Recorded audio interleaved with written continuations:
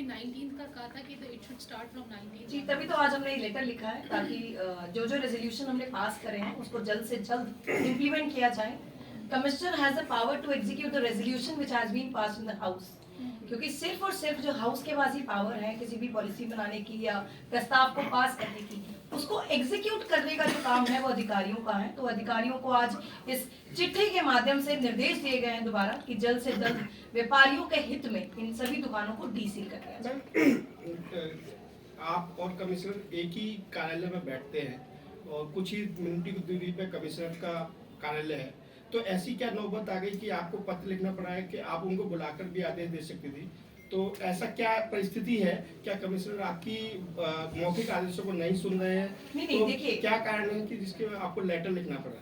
देखिए, जब भी सरकारी कामों की जो कार्रवाई होती है मुझे लगता है रिटर्न की जाए तो ज्यादा बेहतर रहता है, और रिटर्न जो लेटर्स हैं, रिटर्न जो डॉक्यूमेंटेशन है, एक तरह से रिकॉर्ड मेंटेन हो जाता है। तो इसीलिए आज ये रिटर्न चिट्ठी जो है कमिश्नर साहब को लिखी गई।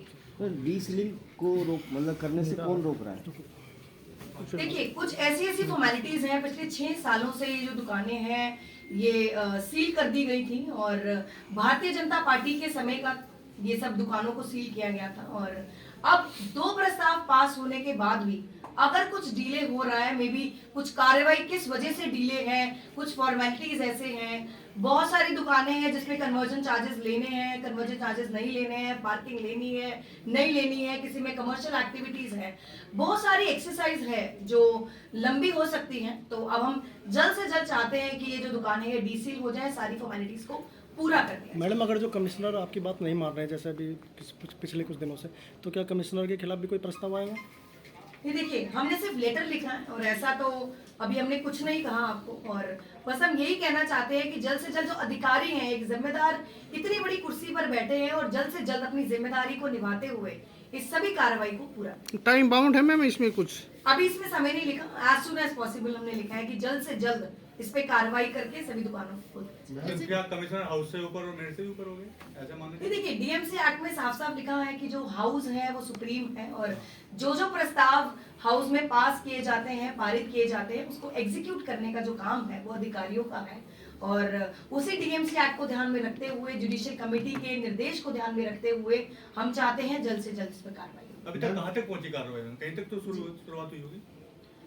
करते हैं पता क्या स्टेटस है। अभी रिकॉर्ड के लिए हमने लेटर लिख दिया है और रिटर्न ही जवाब मांगेंगे हम इस पर कि क्या स्टेटस है अभी दुकान। मैम, डीसीलिंग को लेकर मेरे कई व्यापारियों से बात हुई है, वो असमंजस की स्थिति में है, उनको अभी तक यही नहीं पता कि क्राइटेरिया क्या है। अधिकारी कभी कुछ बताते हैं, कभी कुछ बताते हैं। जी, इसी पर कुछ क्लैरिटी, को गाइडलाइंस कुछ तैयार करेंगे अलग-अलग पहलुओं से, क्या कोई कमर्शियल प्रोजेक्ट? देखिए, अभी तो जो मास्टर प्लान, सैंक्शन प्लान और एफएआर, इन सब की कैलकुलेशंस होगी और उसी के मुताबिक उनको अपनी फॉर्मेलिटीज पूरी करनी पड़ेगी।